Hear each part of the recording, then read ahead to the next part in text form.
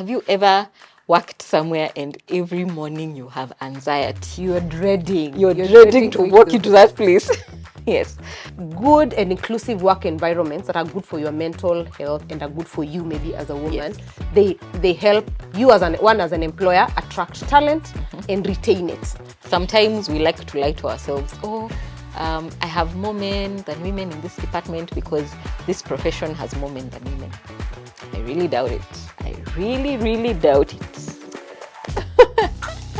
I really doubt it. The main benefits of having an inclusive work environment is having a sense of belonging.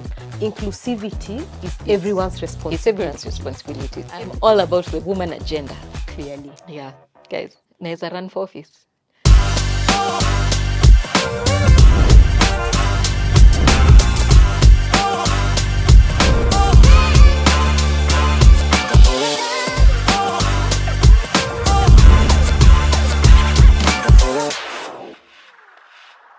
Hi guys, welcome to the rundown. My name is Mihala Barasa. And I'm Danun Yuko. Welcome to yet another episode of the rundown, and today we are doing Woman Unplugged. Woman Unplugged. This to me looks like it's Ndanu's favorite segment of this channel. But I'm not going to say anything about it. Why? We need to know why. Why is it your favorite? You then will say, do you think it's my favorite? No, because you're usually so stoked for this part of the shooting. I don't know if it's because it's the last episode. Anyway, wacha nisianike mtu wangu. I'm all about the woman agenda. Clearly. Yeah, guys, Msijali, I am for you. Naeza run for office. Which office do you want to run? Tuongelei mambo kando. Unajua karibu tunaweza kuwa abducted na zile episodes zingine. Okay. Yeah. Listen, don't give them reason. Okay. But we'll talk about it. Okay. On today's episode of Woman Unplugged, we are going to address the issue of inclusivity. Inclusivity in the workplace. What's the name of the topic again? The topic today is just that, inclusivity in the workplace. Yes. And we fully understand that inclusivity has to feature men, it has to feature persons with disability, it has to feature all genders, it has to feature persons with disability and marginalized communities. Yes. But for the sake of Woman Unplugged, we are going to capitalize on inclusivity relating to women in the workplace. Yeah? Yes. That's a good place to start. Yeah. So Ndanu, to start us off, what does inclusivity in the workplace mean to you? Okay. In my view, inclusivity is a place or a workplace where everyone feels comfortable, involved, and is able to grow in that work environment. Yes. So whether, as you've mentioned, whether it's a woman, a man, person living with disability, they will feel comfortable and they will feel that they are part of that community. Yes. So maybe inclusivity in the workplace means fostering an environment where we all feel like we belong. Yes. And I want to work here. Yes. And I want to continue to work here. Exactly. Yes. Right. So then there's something that we keep talking about in Kenya. Equality and equity. Sometimes people confuse equality and equity. Yes. So how would you define equality? Yeah. So basically, equality versus equity to me means equality is giving everybody equal opportunity to thrive in the same environment. Everybody gets equal number of chances, equal number of opportunities, equal number of takes to do something, or equal number of benefits. Yes. Equity, on the other hand, is a more personalized approach. Identify my talents, identify my weaknesses, identify what I'm good at, and help me prosper in that environment and customize it to whoever I am in that environment. Take maybe a person with disability, for example. I need to maybe climb stairs. Yeah. Put a ramp for me so that I can be able to get on top of those stairs. Yes. Just putting the stairs alone is equality. All of us should get to the top of the office. Yes. But putting a ramp is giving the chance to the people that can walk and allowing me who needs a wheelchair to go up the ramp. Yeah. Yeah. And tying it also into inclusivity, when you go like now into the English definition of like inclusivity, it talks about having equal opportunities and access, especially for marginalized groups. Yes. So giving them the same opportunity and access as everyone else. And giving, for example, if it's persons living with disability, equal access and opportunity means that if there's a staircase to go to the office, to go up the stairs, there should be a ramp for the persons living with disabilities. Probably the ones who can't walk, the ones using a wheelchair will require a ramp. Now that is inclusivity because it means both of us, the ones who can walk on their 2 feet and the one using the wheelchair, We'll get to the top of the building. Exactly. Okay. Yes. All right. So why is inclusivity important? Why is inclusivity important in the workplace? Yes. I think we start from where you put the definition. Yes. It gives me a sense of belonging. I really like to say this on camera. I don't know if it's about inclusivity, but I really love my job. I know, Baka, one of my workmates actually asked me, where does your friend work? I always feel like I belong in this place. Just in case you guys think I don't, I like also my where I work. It's a really nice company. If you follow me on LinkedIn, you will know. You will know. If you're curious, look for us on LinkedIn. Yes, I really like my current employer. Anyway, let's move. But to bring inclusivity into the conversation means that inclusivity fosters or gives someone a sense of belonging. They feel like I am catered for, I am provided for, I like this environment, everybody is treated and every boss acts the same towards everyone in the company. Yeah. There are policies that are friendly to me. So one of the main benefits of having an inclusive work environment is having a sense of belonging. And why do I feel like a sense of belonging is important? It's because most of us spend at least 7 to 8 hours at work. You might be working from home, but you're spending 7 to 8 hours interacting with these people. Yeah. If you start to feel like you do not belong, that presents a bit of a problem because you're spending 8 hours at work and 8 hours in bed. So this bulk of the time that you're awake, you're interacting with these people. And if you do not feel like you belong, then that's a major problem. That's true. I think that's a very nice way to look at it. You actually need to feel like you belong where you're spending 8 hours of your day. And sometimes it's even more. Sometimes it's more. Yes. Yeah. Yeah. Why do you think an inclusive work culture is important?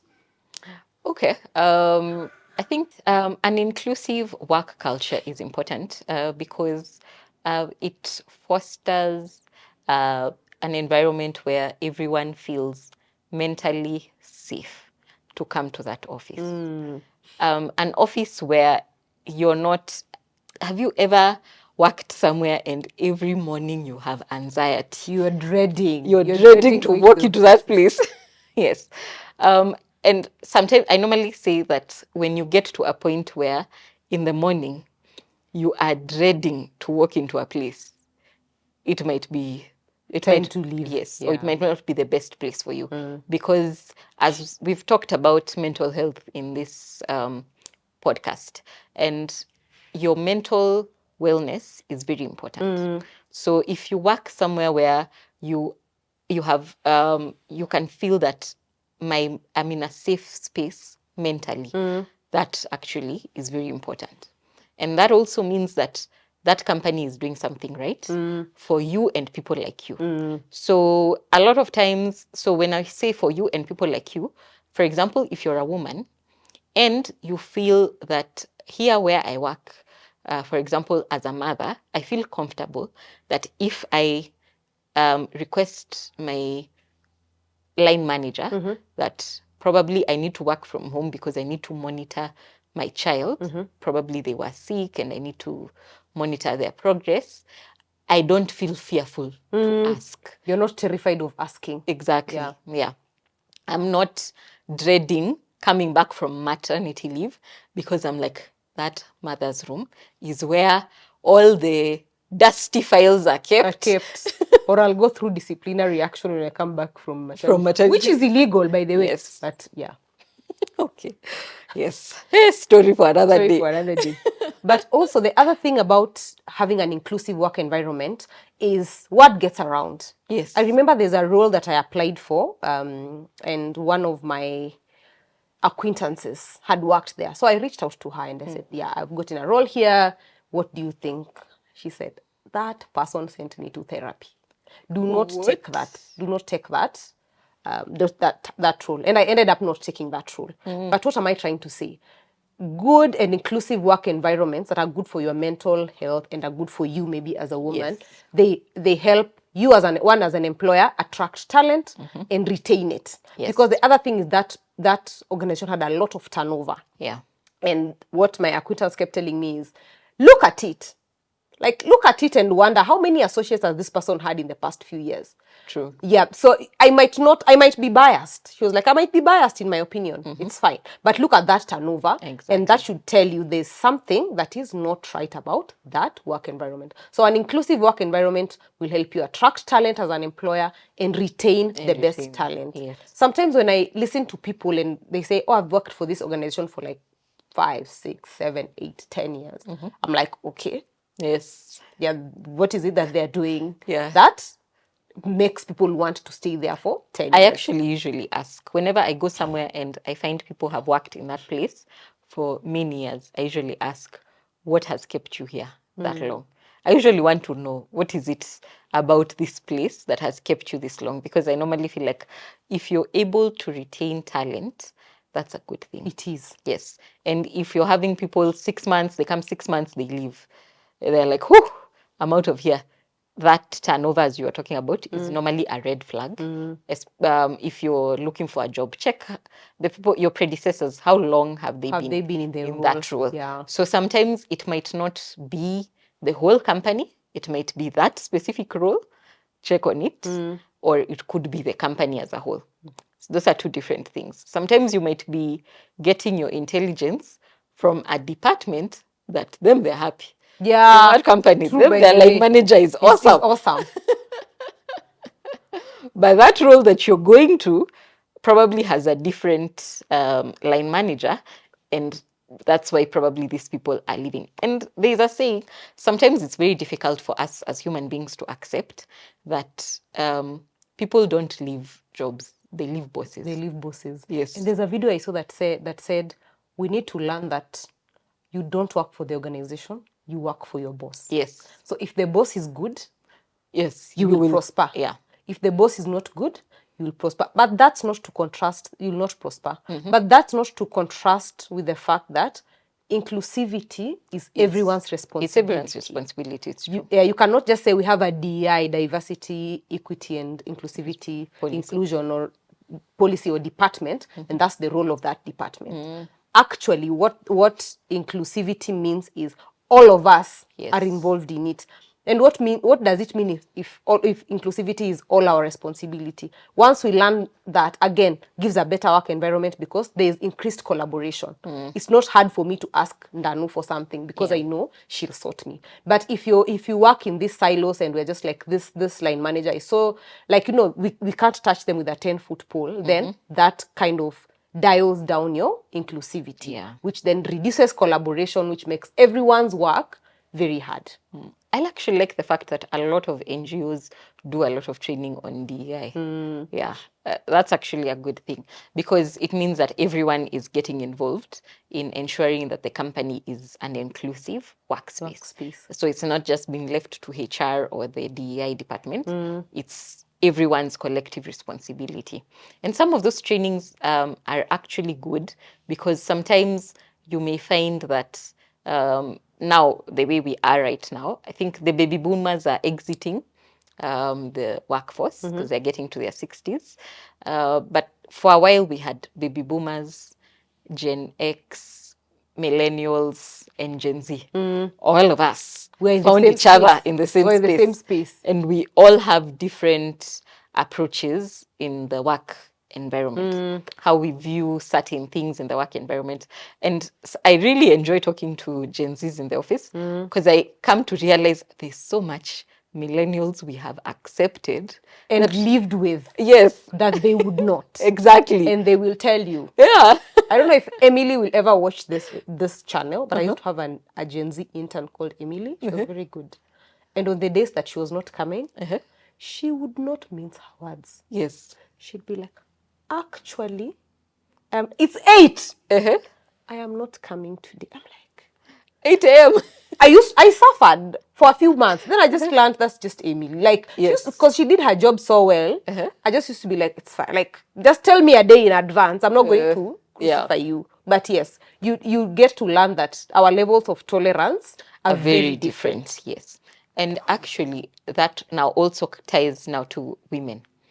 There are a lot of things that women had accepted in the workforce over the years that actually they shouldn't have accepted. I remember one time when you talk to people, they tell you they come from maternity leave and they don't have a mother's room. You're being told to go express in The a toilet. or a store, you know, and we accept, like a lot of people actually just accept, you know, or they go to their car, they sit at the back if the windows are tinted and they express their milk. And I think to myself, actually, you should say no. Yeah, you should say no because it's actually a right Yes, under the Employment and tell Act. them if I am not able to express, I shall be leaving the office at noon. At noon to go home, and and then I'll come. be coming back at 2. Yeah. Yes. Let's set employers straight, guys. Let's not accept things that that are basic. Yeah. Because you see, at the end of the day, there is a performance appraisal. And Yes. that employer rates you Imagine. as to how you perform. Yeah. They rate you as to how you perform. So it doesn't matter whether or not, well, it kind of matters if this is a person that can fire you on the whim. But it doesn't, for you, it should not be a situation of, oh my God, I'm so scared that I cannot say I need a room to go or a mother's room to go and express. You should be able to say that because they're also rating you. Yes. And you're there to deliver a service at a fee. It's not like you're giving them a free service, and it's not like they're doing you a favor by employing It's a business transaction. Yeah, it's a business transaction. Yes.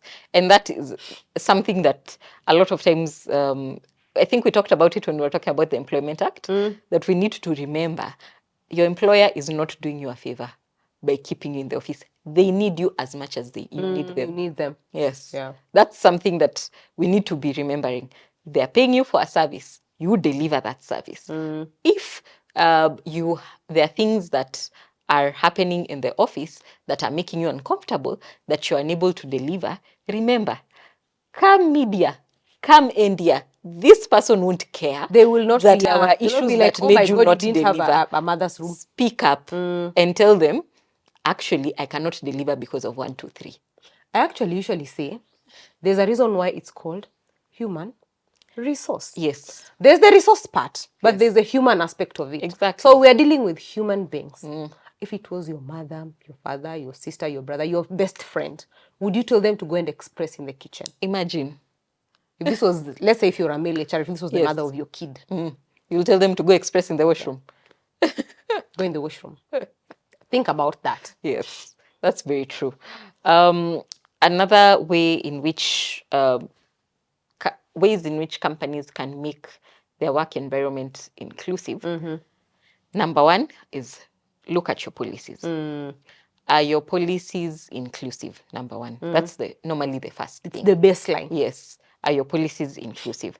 So when if it comes to resourcing recruitment, do you have equal opportunities for both men and women? For persons living with disabilities, do they have an equal opportunity to come to your company and actually fight it out for that job? Yes, based on merit. Another thing that can make a workplace more inclusive is now looking at, because things change, you need to evolve over the years.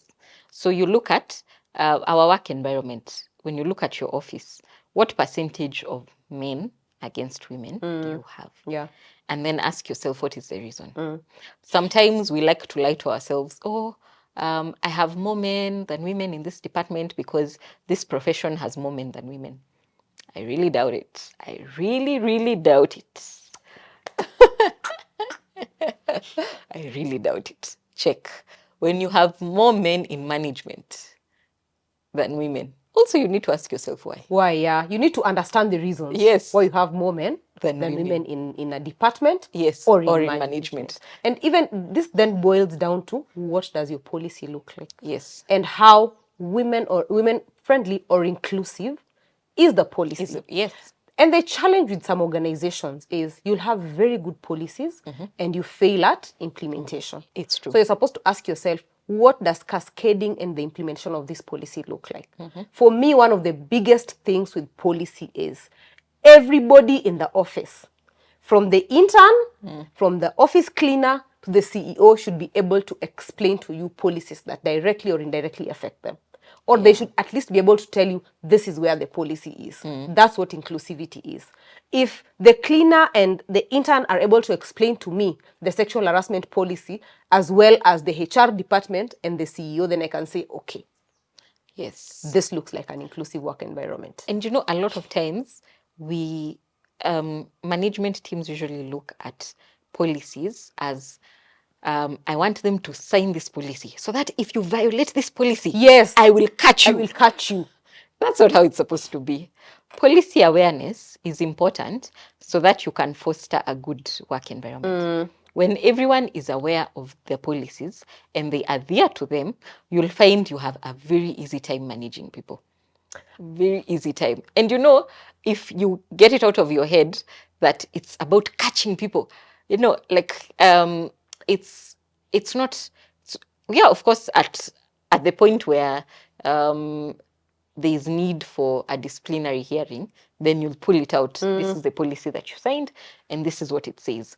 But don't forget that a lot of times we make people sign a 45-page policy that we've not trained them on. Exactly. They're probably seeing for the first time. Yes. And we are in a hurry to report in the quarterly board meeting that everyone has signed and to tell you in the town hall that all of you have signed and we've rolled out a new policy. Exactly. So people don't read those policies. They go quickly to the back, sign, take, or whatever platform you use. If it's a digital platform you use in your company, you go next, sign. Done.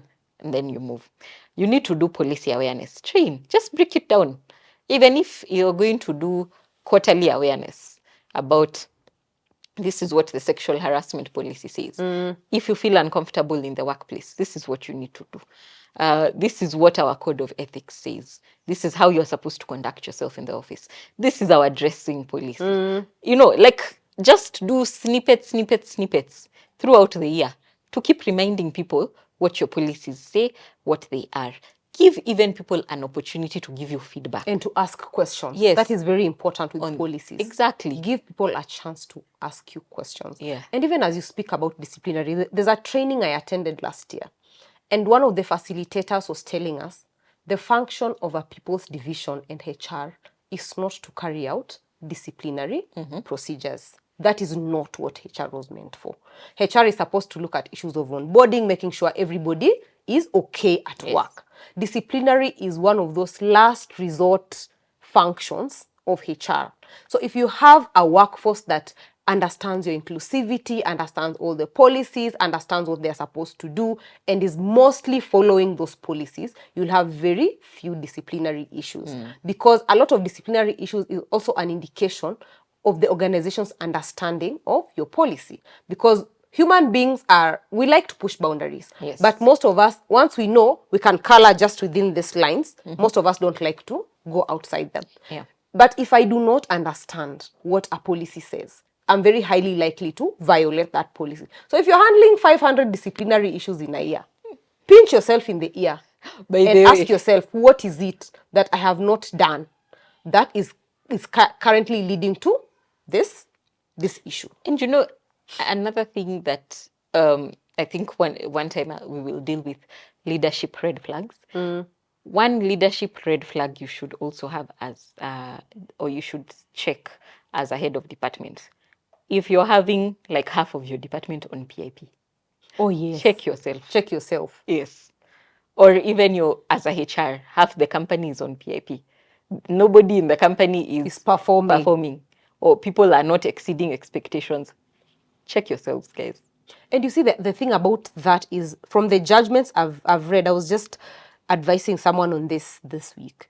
From the judgments I've read, a PIP should be, it's like an ID. Let me say that. It's like an ID. It's yours and yours alone, and you are the one who hasn't performed because it's your fault. Yes. Once it becomes like a marriage certificate and there's someone else in it, then that means that other person also bears a bit of responsibility to it. So if someone is on a PIP and then you terminate them and they go to court and say, oh, by the way, I was not performing because my manager didn't do 1, 2, 3, 4, 5, 6. This role that you're talking about is a 5-person role. I didn't perform mine because I am number 4 on the chain and number 2 had not done their role. That crumbles your PIP because you cannot hold me accountable for the actions of everyone. Yeah. And if my manager is not giving me sufficient support to work and do the role the way I am supposed to do it, then first of all, why am I on a PIP? And if as a department, you're 7 and 5 of you are on a PIP, that communicates something about the manager. Yes. And not you. And not you guys. Exactly. That's true. Also, another way in which a company can check their level of inclusivity is basically just to look at, are you compliant with the workplace laws and regulations? The Employment Act, the Labor Relations Act, the Labor Institutions Act, yes, the Constitution of Kenya 2010. Constitution of Kenya. One day when I meet the AG, please give a call to Mihala. She pushes for the Constitution of Kenya. Your document. Yes, the Occupational Health and Safety Act. Yes, because when you look at simple things like looking at, does your office have adequate space between, when you're seated in the office, do you have adequate space between you and your desk mate in the office? Do you have enough washrooms for the number of people who work in that office? Is that office ventilated? Because you see, we can, sometimes you don't know the health conditions that people have. You could be having someone with asthma in the office and you don't have a well-ventilated office.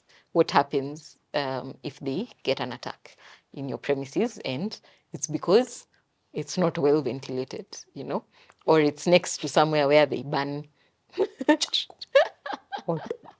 Yes. So you have to check such things. That's basically like one of the first ways to make sure that your work environment is actually inclusive, because the law has actually basic standards for how you need. Told you if itundo unafaa. Yeah, this is how you're supposed to treat your staff. I think one of the statements that has changed how I view employment and genuinely my life is what I was telling you. For you to be a good employer or a good boss or a good employee, you don't need to be nice. All you need to do is follow the policy and follow the law. That's it. If there's a policy, follow it to the letter. If there's a law, follow it to the letter. Like, as long as your behavior is regulated around that, you're within the policy. More often than not, you'll avoid a lot of problems. I think another way that as an employer, you can check to see whether your environment, that can help you foster more inclusivity is through mentorship. One of the things that are good or nice about mentorship is you can be in an industry where you do not understand the workings of it. Yes. Maybe like I'm a legal person in an IT industry. What can my employer do? They can say, okay, there's this other lawyer who's in the IT industry and has been there for 15 years. Let's get that mentorship program for her. Or you can just go ahead and say, well, who in this organization looks like they can mentor Mihala to be more IT compliant than legal? Yeah. And this is one of the things that I always credit my former boss for. For me, because I did not understand insurance business, she got me someone who understood insurance business, and that went a long way into making me understand the business aspects of the insurance business. Because she was like, the legal aspect you already know, but yes, I need someone who's been in insurance before and at such a high level to help you understand what the business of insurance is. I think mentorships, not even trainings are a one-off, Yeah. but a one-on-one mentorship program or mentorship arrangement helps a lot in making organizations and employers and employment places more inclusive. That's true. Yeah. I think another thing that would make a workplace more inclusive for women is looking at when women are being employed,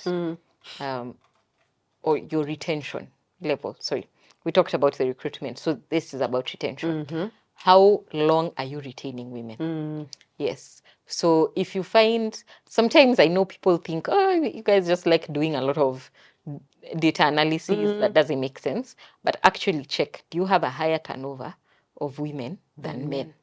Yes. If you have a higher turnover of women than men, it can point towards whether there is something in your office that is not allowing women to thrive.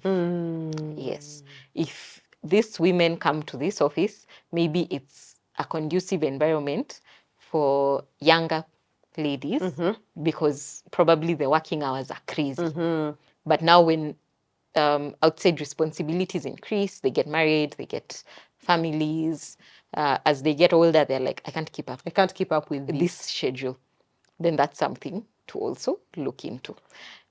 So then that would mean maybe that would boil down to you as an organization doing an analysis, like you said, the data of what the daily activities in the organization are. Yeah. And to ask yourself, if the average age of my workforce is a 32-year-old woman with one child, do this daily activities support that kind of lifestyle? Exactly. If by maybe general age of maybe men is 45, do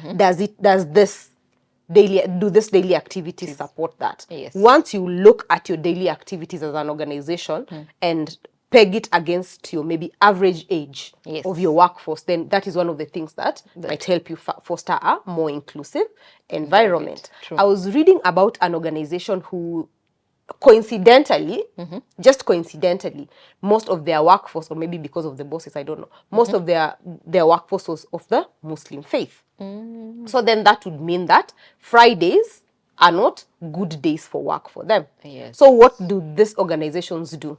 They tell you, you know what, on Friday, we don't work you on can Fridays. choose to stay home. Yeah.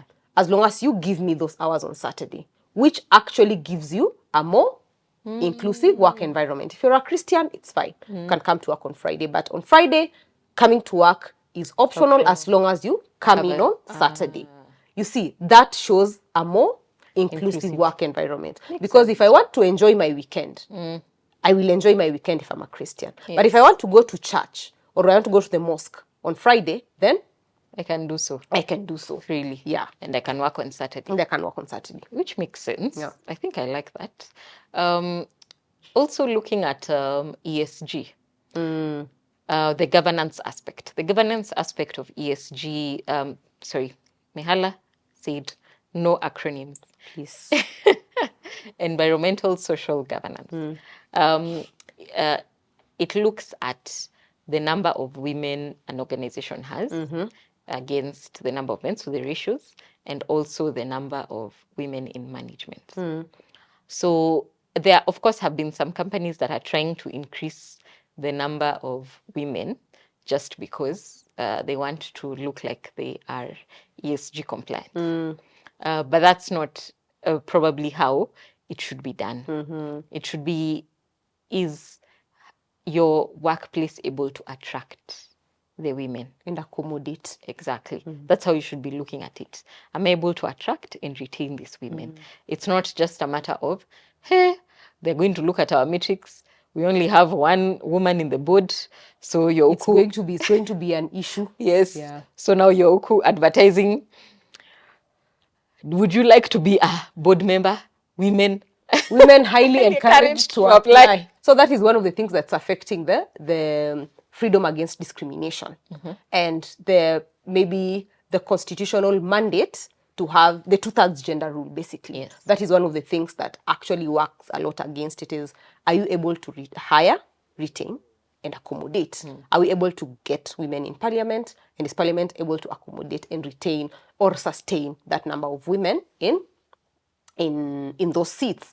Because at the end of the day, it's not, though you said, it's not just about women are highly encouraged to apply, is women are highly encouraged to apply and we will accommodate you in this space. Yes. So then the realization of that article, I think, and inclusivity in general, and even the Employment Act, the way it prohibits discrimination in terms of gender and all these things, the realization of it is gradual. And one of the things I've come to learn and like about younger companies is they are, the one that we were just talking about here before you came in, they are able to learn as they grow. So you learn and say, okay, this works for this age group of women, this doesn't work for. So it's a gradual process. From jump, if my board of directors has 4 people, 2 are women.